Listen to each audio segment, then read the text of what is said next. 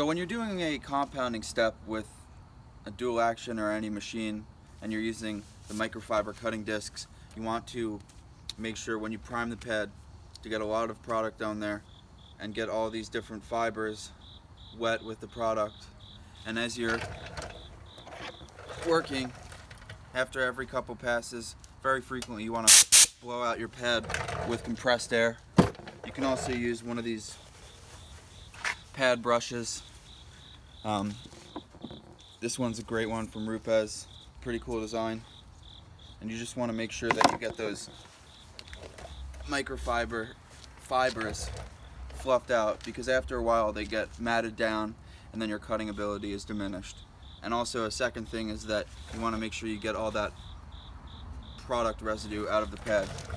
So I'll go ahead and polish this part of the panel, and then I'll come back with the PXC80, a 3-inch cutting disc, and get this part down here, and this part.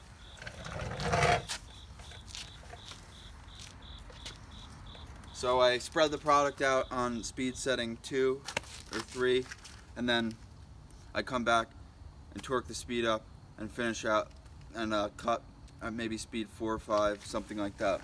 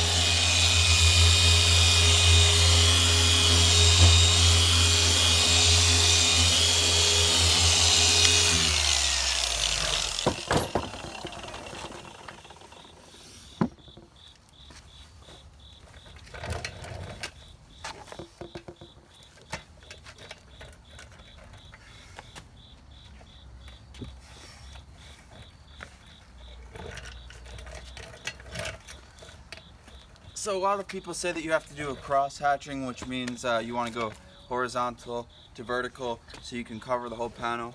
I don't always do that, especially when on new cars none of the panels are flat. So when you're just going horizontal to vertical, first of all you're concentrating on that more than keeping your pad flat. And when the panel is contoured and curved like this, it's hard to actually get the pad flat. So instead of doing the cross hatching, I don't really focus on that. I just try to focus on keeping the pad flat. And on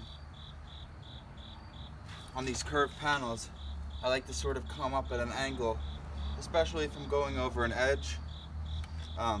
You want to come up sort of at a diagonal and curve that machine over.